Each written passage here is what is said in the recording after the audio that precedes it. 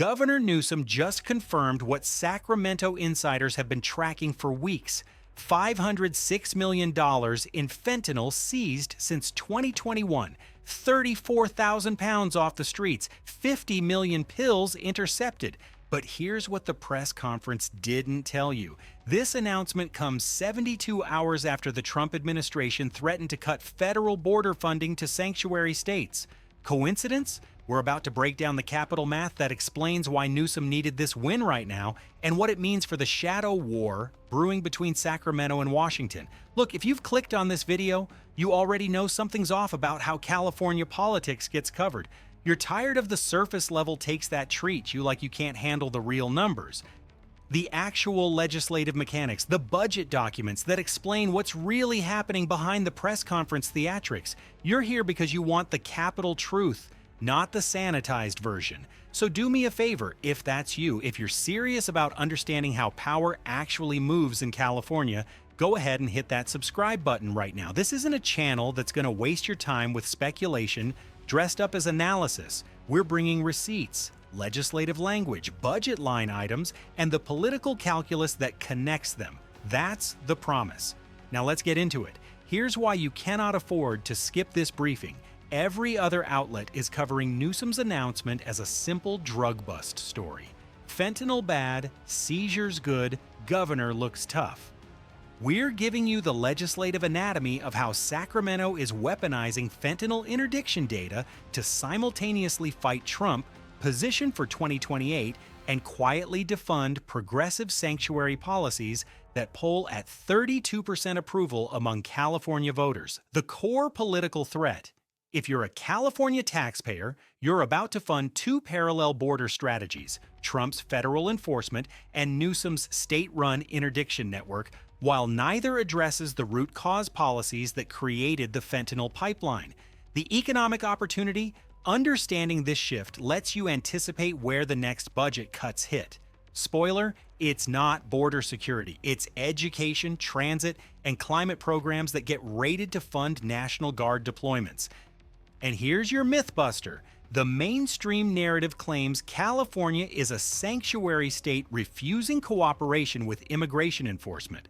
Reality check, California Highway Patrol and National Guard have conducted more cartel interdiction operations in the past 12 months than ICE has conducted in the entire southwestern border region. The data is public. The politics are inverted.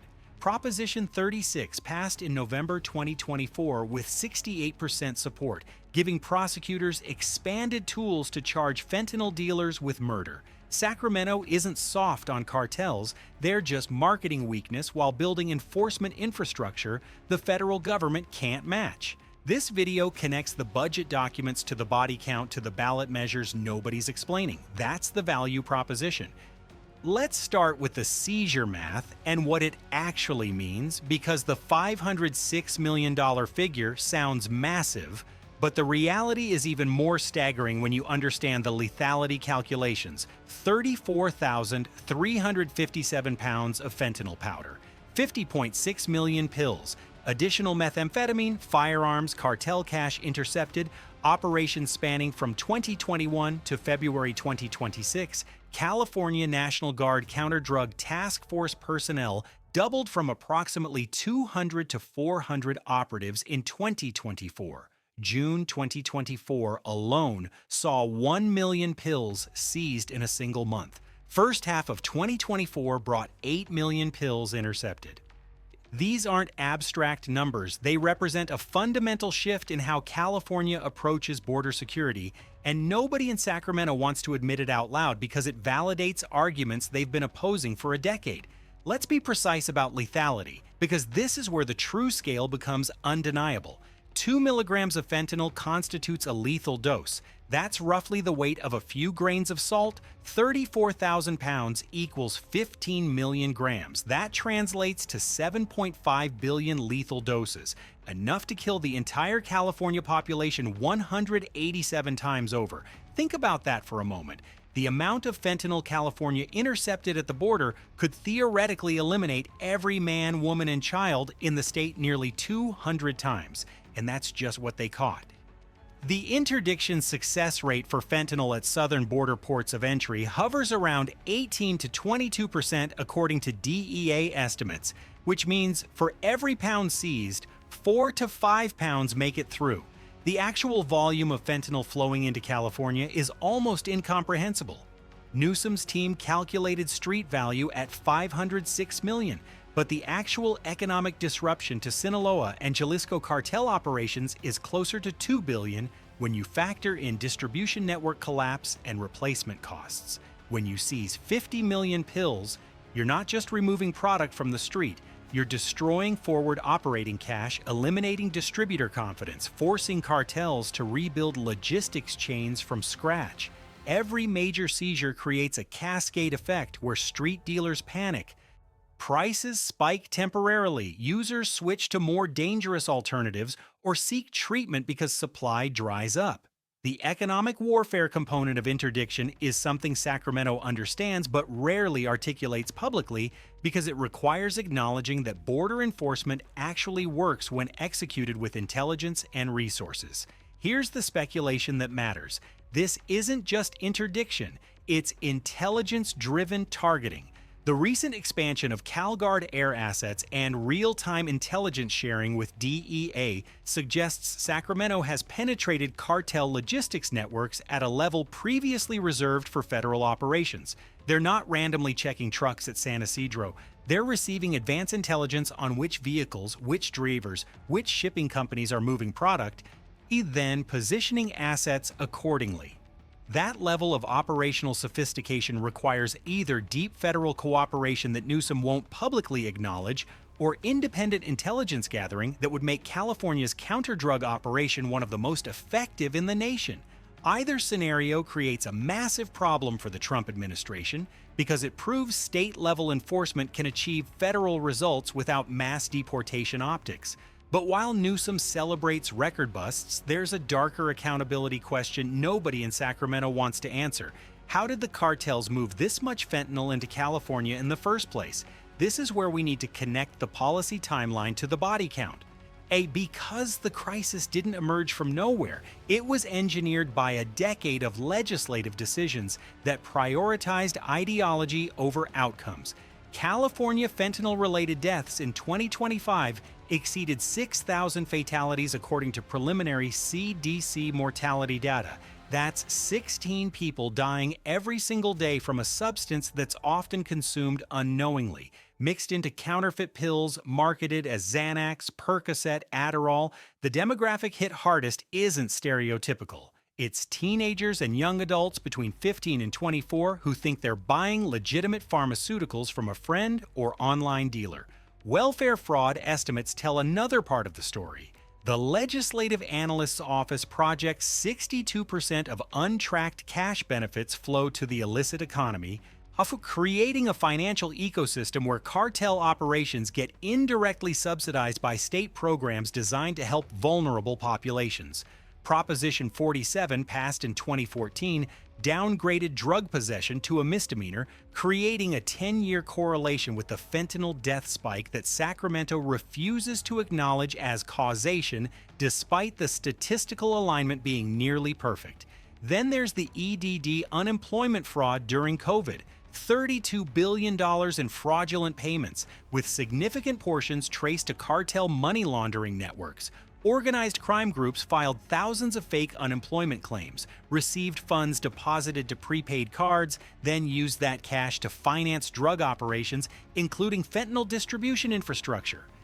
The state essentially funded the expansion of the same networks now being targeted by National Guard interdiction, and sanctuary state policies implemented through Senate Bill 54 in 2017 limited cooperation with federal immigration enforcement targeting cartel operatives, creating jurisdictional safe havens where mid-level distributors could operate with reduced risk of federal prosecution. Connect the timeline and the pattern becomes undeniable. 2014, Proposition 47 passes, reducing penalties for drug offenses. 2017, sanctuary state policies institutionalized. 2020 to 2022, EDD hemorrhages $32 billion in fraud, much of it to organized crime. 2023 to 2025, fentanyl deaths triple. Newsom's team will argue correlation isn't causation. How and technically that's defensible. But when the Legislative Analyst's office, Sacramento's own nonpartisan budget watchdog, confirms that untracked welfare spending finances illicit markets, and when federal DEA reports show California as the primary fentanyl distribution hub for the entire western United States, the policy failure becomes undeniable. Here's the speculative analysis that connects past failures to current political strategy. Newsom's pivot to aggressive interdiction isn't ideological, it's electoral survival. Proposition 36 passed with 68% support in November 2024, allowing prosecutors to charge fentanyl dealers with murder if their product kills someone. That wasn't a close vote. That wasn't a partisan split. 68% represents a coalition of Democrats, Republicans, independents, urban voters, rural voters, all telling Sacramento the same message. Fix this or we'll replace you. The $506 million bust is Newsom's receipt showing he heard the message, even if he can't publicly admit the policies he supported for years contributed to the crisis. So Sacramento deploys the National Guard, racks up record seizures, and claims victory. But there's a federal complication nobody saw coming, and it's about to flip the entire border security debate in ways that make both parties uncomfortable. The Trump factor changes everything about how this story plays out politically, because Newsom's success accidentally validates the exact border enforcement framework he's been opposing at the federal level for years. Trump administration announced deportation acceleration targeting cartel affiliates in February 2026, the same month as Newsom's fentanyl announcement.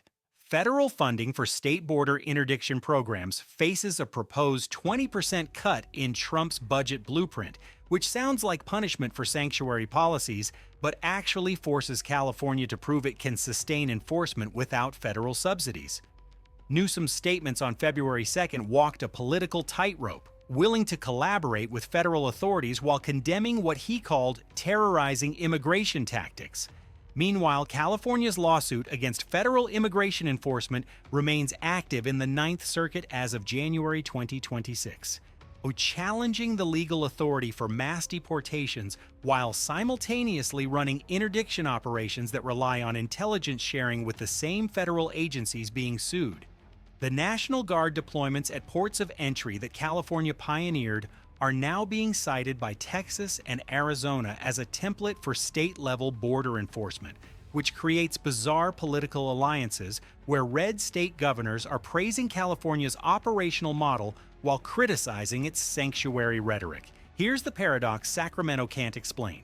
Newsom deploys state resources to border ports, intercepts cartel fentanyl at rates exceeding federal CBP averages at the same checkpoints, then sues the Trump administration for enforcing immigration law against the same cartel networks supplying the fentanyl. The political calculus is transparent but logically incoherent. Newsom needs to position as tough on cartels for 2028 presidential optics while maintaining progressive credibility by opposing Trump's deportation apparatus. The problem is, the data undermines the narrative. If state-level interdiction works this effectively, why does California simultaneously argue federal border enforcement is unnecessary or racist? The policy produces results. The politics requires opposing it. Trump's team has already weaponized this contradiction. White House press briefing on February 4th included the line, "California proves border security works when Democrats actually try it." That's a devastating soundbite because it's factually accurate and politically ruinous for Newsom's national ambitions. Newsom's response strategy emphasizes smart enforcement versus indiscriminate raids, framing California's approach as intelligence-driven and targeted while portraying federal operations as chaotic and harmful. But the voter who lost a 19-year-old daughter to a fentanyl-laced pill doesn't care about rhetorical distinctions between state interdiction and federal deportation. They want the flow stopped, the dealers prosecuted, the crisis ended. Whether that happens through CalGuard seizures or ICE arrests is operationally irrelevant to someone burying a child. Speculative outlook on the federal-state dynamic.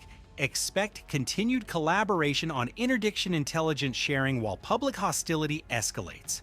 Behind closed doors, DEA and CalGuard are coordinating daily, sharing cartel communication intercepts, vehicle tracking data, the informant intelligence.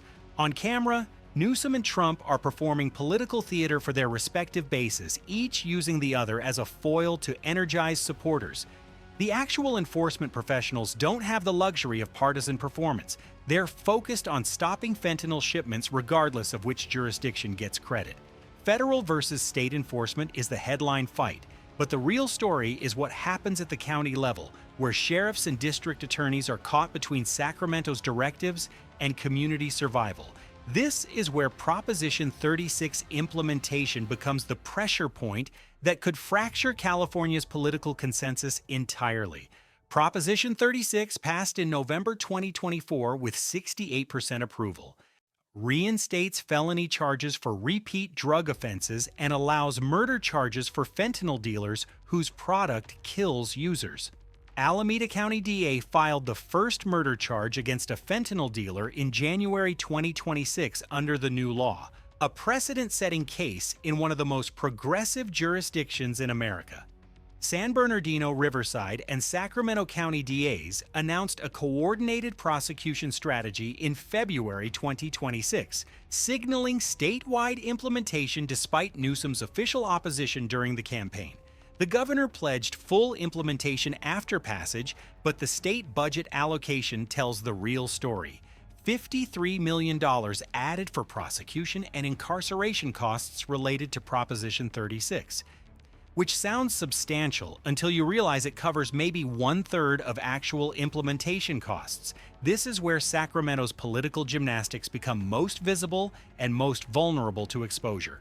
Newsom opposed Proposition 36 during the campaign, warning it would re-incarcerate California and reverse a decade of criminal justice reform. 68% of voters told him they'd rather have accountability than abstraction, that philosophical arguments about mass incarceration matter less than preventing teenagers from dying in their bedrooms from pills purchased on Snapchat.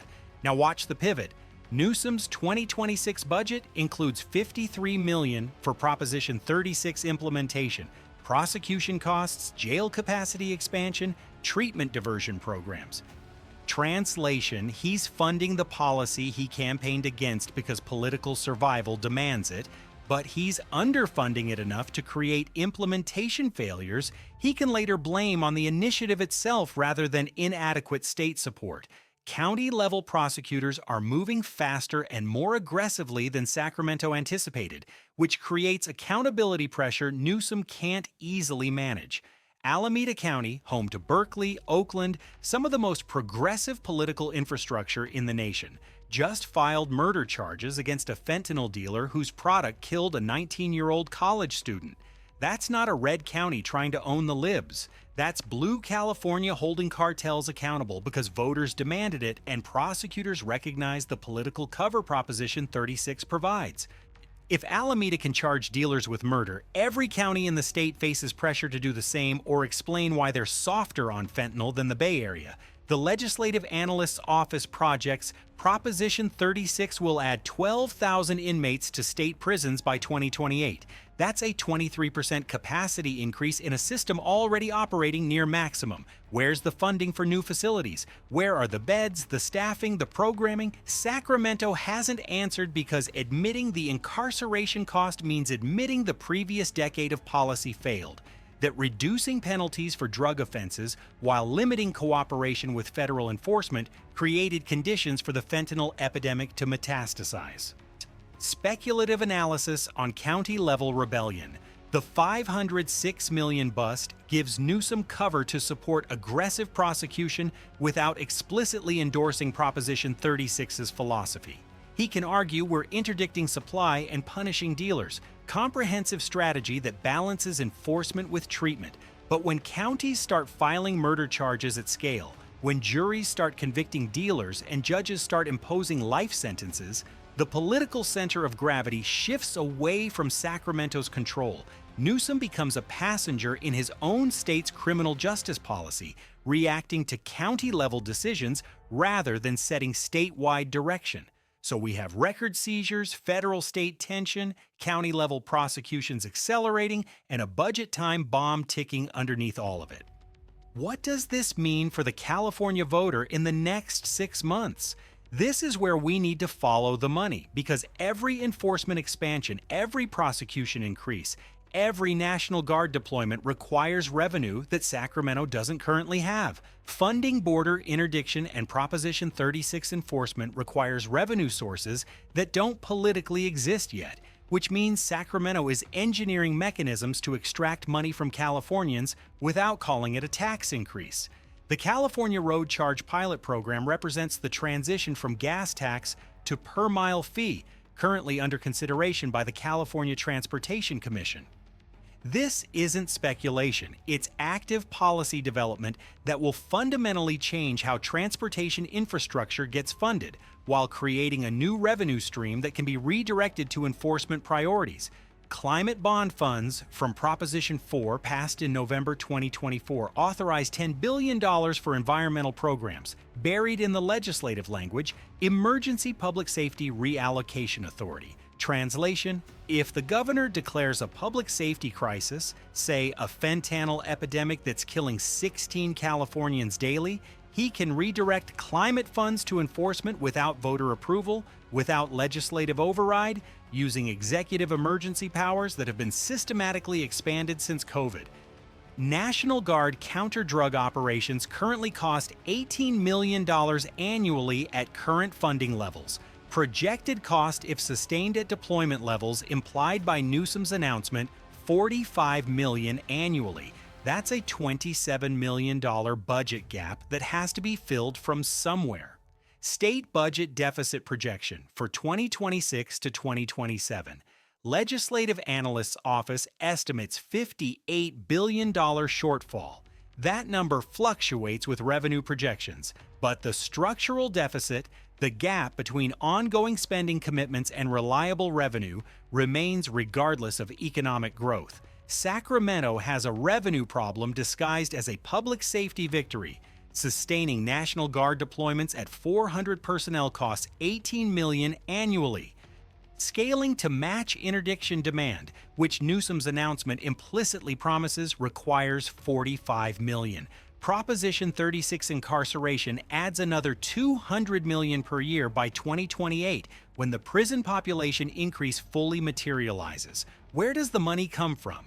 The mileage-based fee system generates an estimated $8 billion annually if implemented statewide, replacing gas tax revenue that's declining due to electric vehicle adoption and fuel efficiency improvements. Newsom hasn't publicly connected fentanyl interdiction funding to the mileage tax proposal, but the budget math does it for him.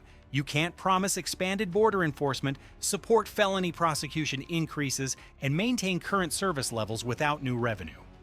The political constraint is that California voters just rejected a statewide tax increase in the same election that passed Proposition 36, which means Sacramento needs revenue mechanisms that don't feel like tax increases even though they function identically. Additionally, Proposition 4 authorized $10 billion in climate bonds with that Emergency Public Safety Reallocation Authority embedded in the fine print.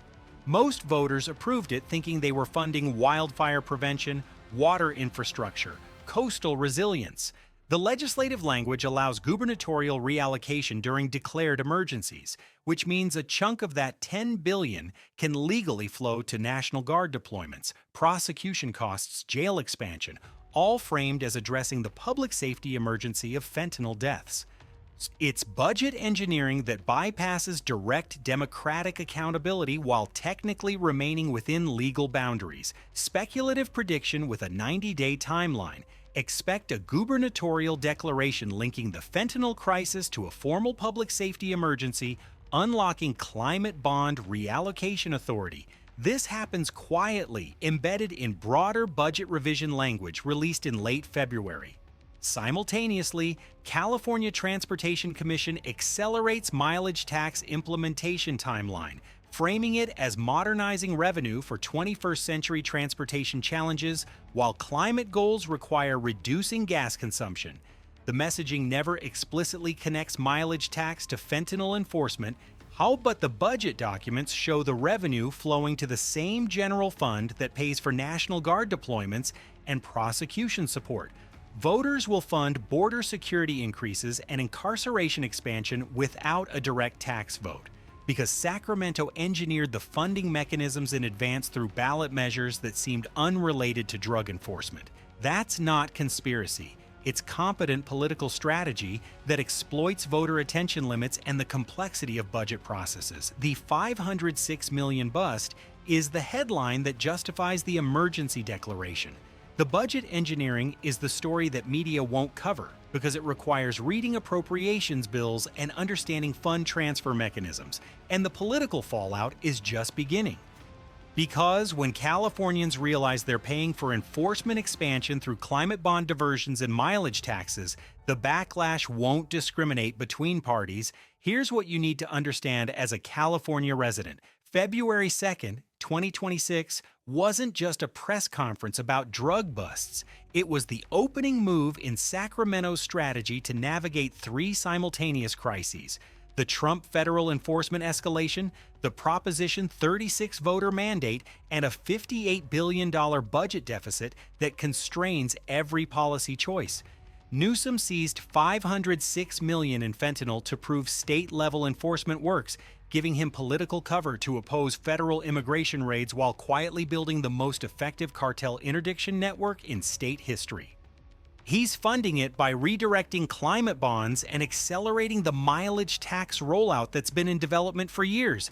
He's executing Proposition 36, the policy he actively opposed during the campaign because 68% of voters left him no choice, but he's underfunding it enough to create implementation problems he can later attribute to the initiative rather than state budget decisions. The bottom line, you're about to pay for two border strategies simultaneously: a prison capacity expansion that reverses a decade of criminal justice reform, and a National Guard deployment increase that makes California's border enforcement more aggressive than some red states, all while Sacramento maintains the rhetorical fiction that California remains a sanctuary state opposed to harsh immigration enforcement.